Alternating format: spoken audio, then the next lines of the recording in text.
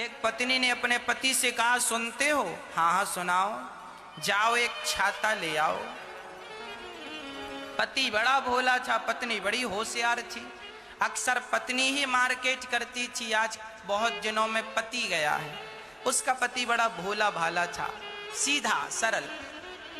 पत्नी ने कहा, सुनो जी, 12 रुपए का चाहिए हमें, 12 रुपए का दो। पत्नी ने कहा, आधे में बोलना।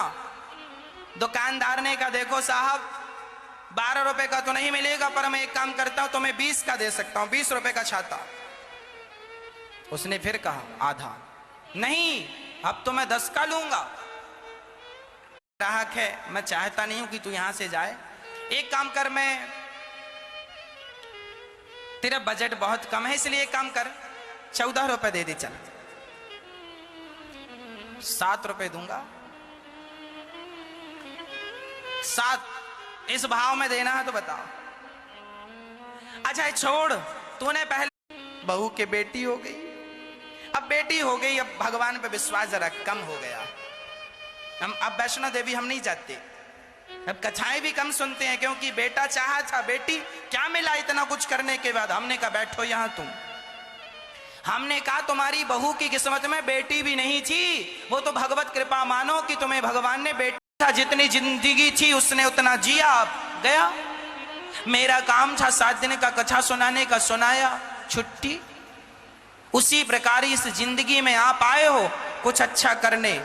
ईश्वर ने वक्त दिया है 50 साल 100 साल का समय, कार्यकाल पूरा हुआ, जाओ 5 साल पूरे हुए, फिर चुनाव होंगे। जनता ने, कार्यकाल पूरा हुआ, गए कि नहीं, फिर चुनाव लड़ेंगे।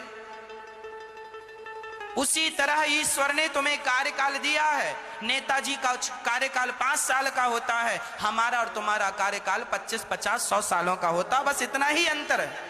वो सबको कार्य करने के लिए नियुक्त किया गया। नेताजी बनाए गए थे इसलिए ना करके शोषण करने लगे तो अगली बार जनता थोड़ी साथ देगी।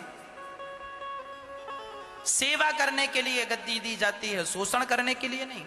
इसलिए उसी प्रकार ईश्वर ने तुम्हें मनुष्य बनाया है सेवा करने के लिए, माँ बाप का शोषण करने के लिए नहीं, गरीबों का शोषण करने।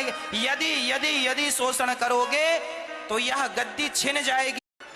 ऐसे सास के ऊपर सास, सास के ऊपर बैठी होती, फिर घर में जगह ही नहीं थी। अब 10 बाई 10 के कमरे में कितनी सासें सो लेंगी बताओ? और आपकी 20-25 सासें जिंदा होती अभी तक, तो क्या होता फिर? तो ये जो मौत है ना, ये भी ईश्वर की साफ सफाई है, व्यवस्था है।